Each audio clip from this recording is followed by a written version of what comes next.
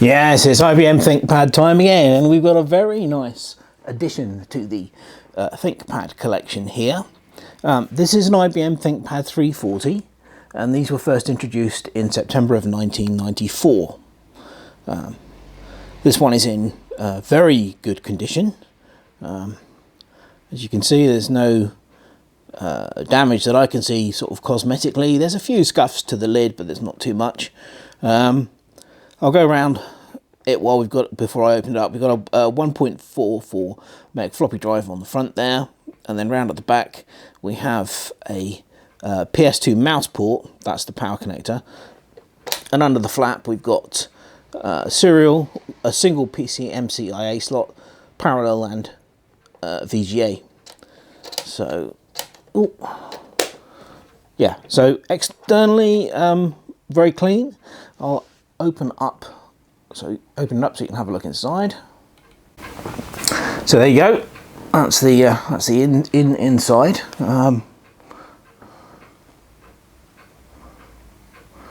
This is a European model. It actually came from Spain. So we'll close in on the keyboard, and you can have a look at that. Being European, of course, it doesn't have the QWERTY keyboard. These are generally referred to as, I think, ZERTY, the keyboard, or AZERTY. Obviously, because whilst most of it is similar to the QWERTY, this side here is somewhat different, and that's going to cause a little bit of a problem, and I'll come to that later on. Before we power it up, I just wanted to show you something interesting on the underside. We'll remove the battery, which unfortunately doesn't work, but it also has another removable compartment, which is here.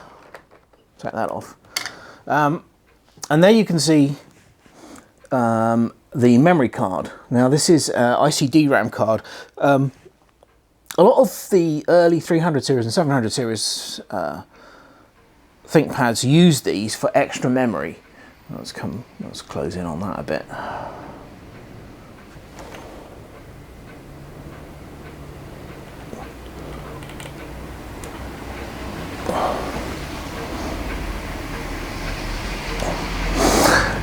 But hopefully you can also see something else that's interesting about this. See if I can pull this one out here.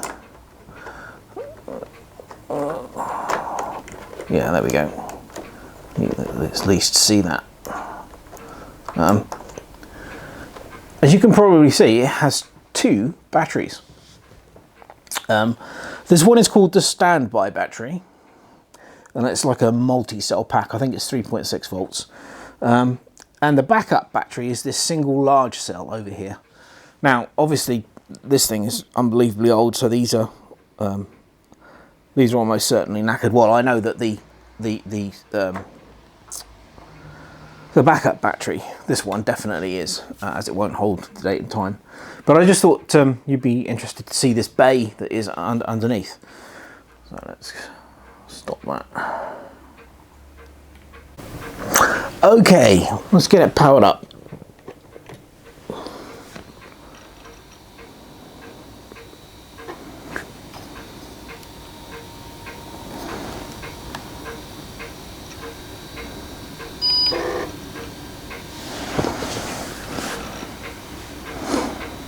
Now, as you can see, this one has a monochrome display. In fact, we'll run through the specs.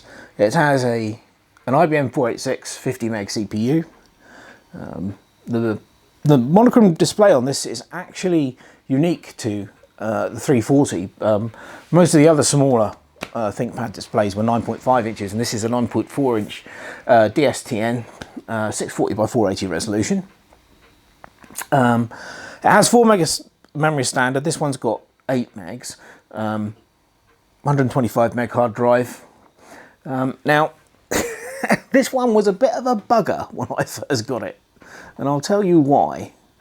As you can see, it's now running Windows 3.11, and it's all in English. However, when I first powered it up after it arrived,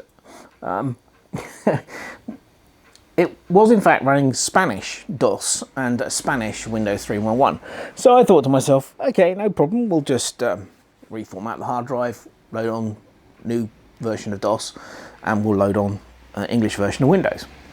However, it wasn't quite as simple as that. Let's come back out.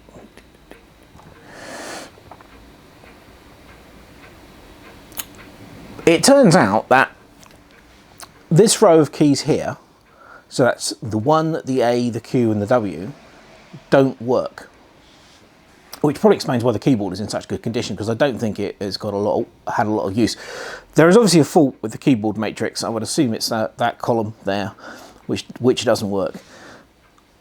The problem with that, of course, is that if you use the DOS command fdisk to repartition the drive, you need the 1 key to work. And if you want to type format at the DOS prompt, you need the A key to work. So unfortunately, I was kind of stuck and scratching my head over this. But it's quite easy to get the keyboard off of this thing. And although I don't have an identical keyboard on any of my other ThinkPads, I had a look at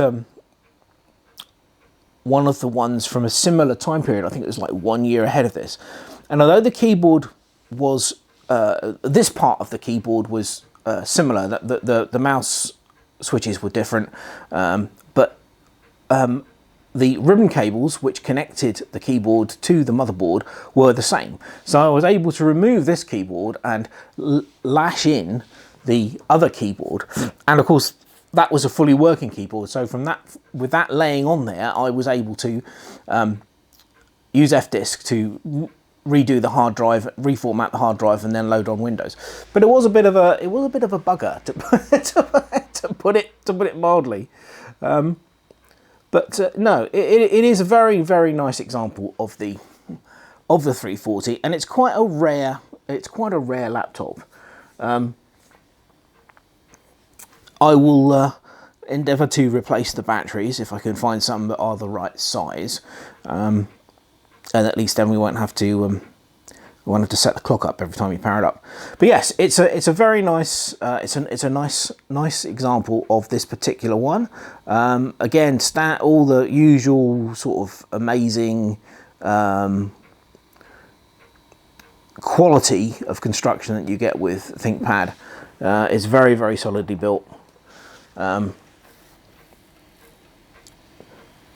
And it works perfectly, apart from this fault with the keyboard. So I thought you might like to have a quick look at it, and this is going to be a nice addition to the ThinkPad collection. So there you go, IBM 340 ThinkPad from well, they were first introduced in September 1994. So this is probably 1994, 1995 vintage, and a very interesting one it is. So, hope you enjoyed this little video, quick one on the ThinkPad 340. Thanks very much for watching. Cheers!